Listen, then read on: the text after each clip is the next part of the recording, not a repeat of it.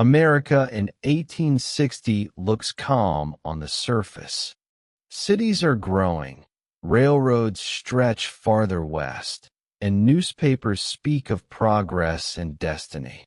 But beneath this optimism, the nation is quietly cracking.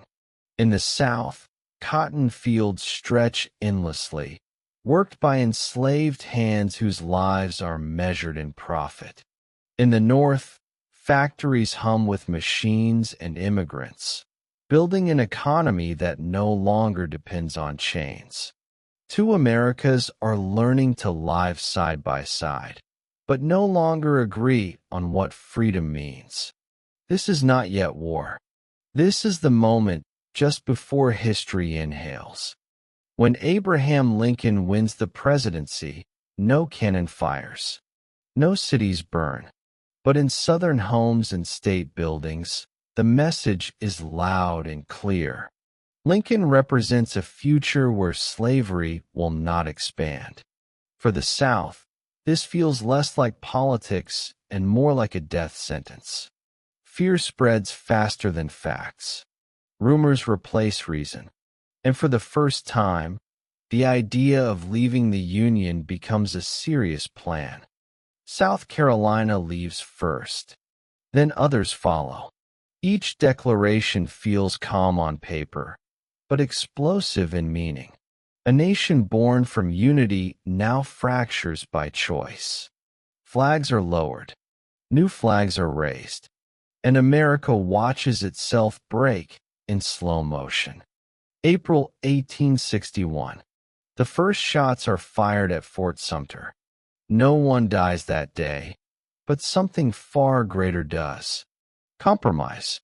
From this moment on, words are no longer enough. Families are divided. Friends choose sides. This war will not only be fought on battlefields, but at dinner tables, churches, and memories. By the summer of 1861, the war finally takes shape. Not as an idea, not as a threat, but as marching men. On one side stands the Union, wearing blue, fighting to preserve a nation that believes it can still be whole. On the other side, the Confederacy, dressed in gray, fighting for independence and a way of life they refuse to surrender. Most soldiers have never fired a weapon in anger. Many believe the war will be short. They write letters filled with confidence, even excitement.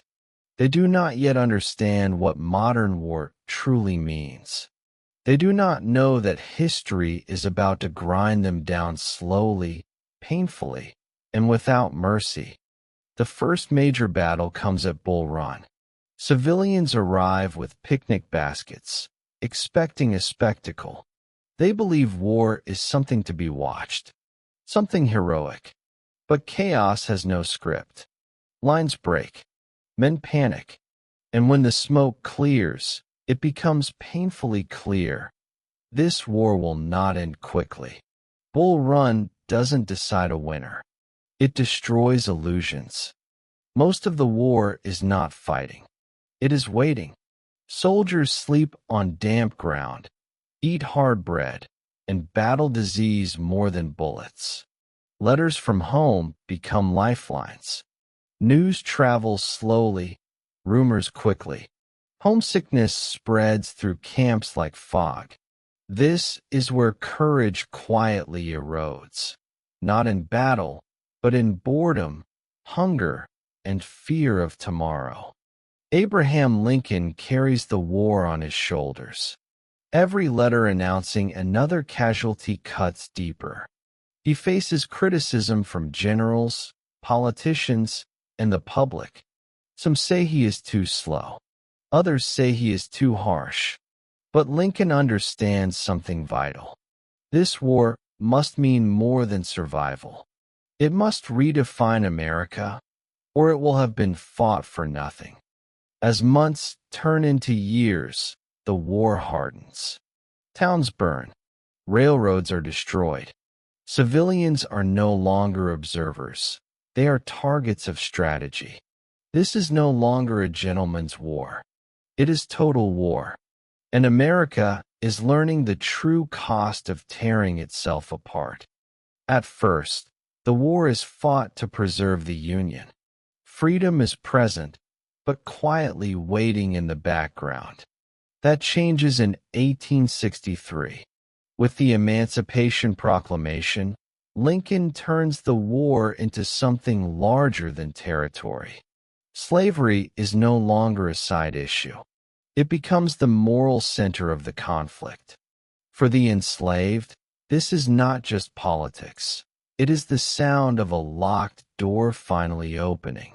For the South, it is a declaration that the old world is dying. From this moment on, the war has a soul.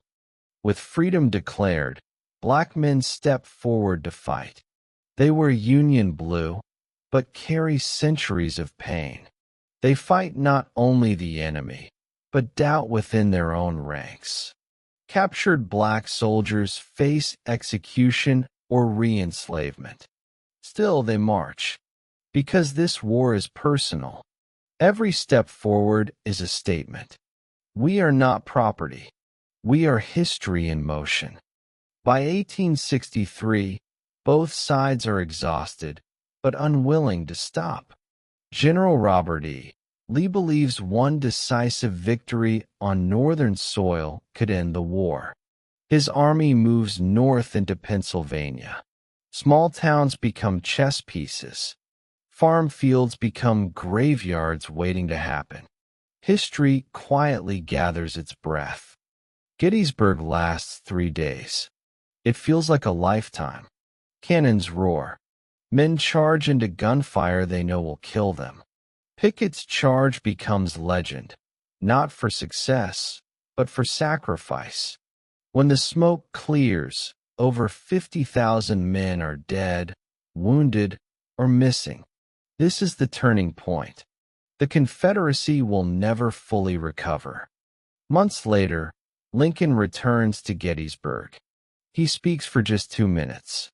No grand language. No celebration. Only meaning. The world will little note, nor long remember what we say here. History proves him wrong. These words redefine democracy itself. In 1864, General William Tecumseh Sherman changes the rules of war. He does not seek a single decisive battle. Instead, he targets the South's ability to continue fighting. His army marches from Atlanta to the sea, leaving destruction in its wake. Railroads are twisted into knots. Fields are burned. Homes are emptied. This is not cruelty for its own sake. It is strategy. Sherman believes that breaking the will of civilians will end the war faster. Peace, he argues, can only come after terror. By late 1864, the Confederacy is starving. Supplies are gone. Hope is thin. Cities are filled with widows and wounded men. Children learn loss before they learn history. The Southern dream of independence fades, not with a bang, but with exhaustion. War has consumed everything it touches.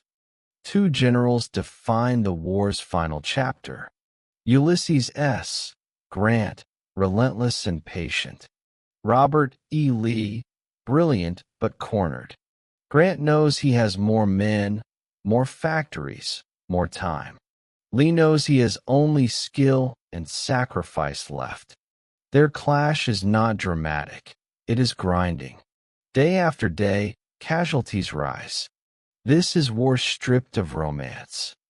April 1865. At Appomattox Courthouse, Lee surrenders. No cheers. No celebration. Just silence. The war ends not in triumph, but in relief. A nation survives, but it is forever changed. Over 600,000 dead. Entire generations scarred. The Civil War ends slavery, but not racism. It preserves the Union, but not unity. America wins its future at an unbearable price. And the echoes of this war will shape every conflict to come. The guns fall silent, but the country does not relax. There is no shared sense of victory. The North is relieved. The South is shattered. Millions of formerly enslaved people stand at the edge of freedom, unsure what it truly means. The war has ended, but peace has not yet been defined. Abraham Lincoln dreams of reconciliation. He speaks of mercy, not punishment. He wants to bind the nation's wounds slowly, carefully. But history does not grant him time. 5 days after the war effectively ends, Lincoln attends a play. The shot is quick. The impact is eternal. Lincoln is assassinated. The nation does not just lose a president, it loses a guiding voice. Grief spreads faster than news. America mourns together for the first time. Lincoln's body travels by train across the country. Cities stop. People line the tracks in silence. For many, this is the first time they see the face of their president. And the last. The journey becomes a moving farewell. Reconstruction starts with promise and conflict. Former Confederate states are brought back into the Union. New laws grant freedom and citizenship. But resistance grows in the shadows. Freedom exists on paper. Reality lags behind. The war ends slavery, not inequality. Segregation rises where chains once were. The promise of equality is delayed by generations. The Civil War answers one question. It leaves many others open. The war becomes memory. Memory becomes myth. Monuments rise. Stories are simplified. Each side remembers differently. History is no longer just what happened, but what is told. Out of destruction, a modern America emerges. Stronger federal power. A redefined constitution. A nation no longer able to ignore its contradictions. The Civil War does not end America's story. It begins its adult chapter. The arguments of the 1860s still echo today. Federal power, states' rights, race, identity. The Civil War is not distant history. It is a conversation that never truly ended. The American Civil War ends in 1865, but its questions remain unanswered. What does freedom truly mean?